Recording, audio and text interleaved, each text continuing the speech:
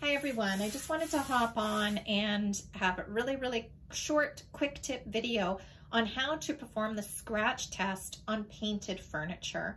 I know probably you've heard when painting melamine furniture, formica, laminate furniture, you really do need a bonding primer so it's going to hold your paint, because otherwise if you just paint it with a regular primer and paint over that, when you scratch it, it's just going to come right off. So to ensure that your bonding primer has really bonded to the shiny surface, you want to perform a scratch test once it's dried. And all that is taking your fingernail and actually scratching it. And you don't want anything to come up. I mean, you really want to give it a good scratch and make sure that that primer is bonding there. So there's good adhesion.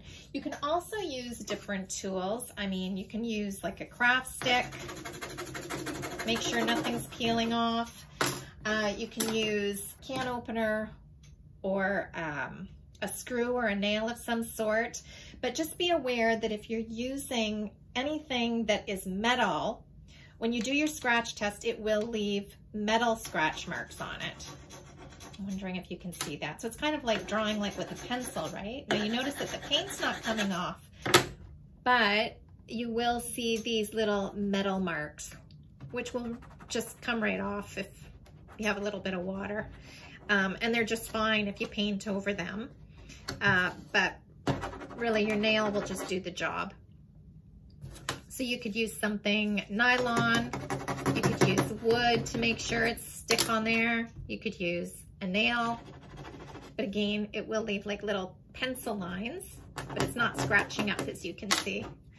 Same. Just want to make sure it's really bonded, and then it's ready for paint.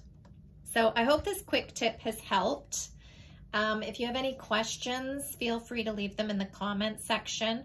Let me know if you like this type of quick tip video and if you find it helpful, because I can certainly do a lot more shorts like this if you find it helpful.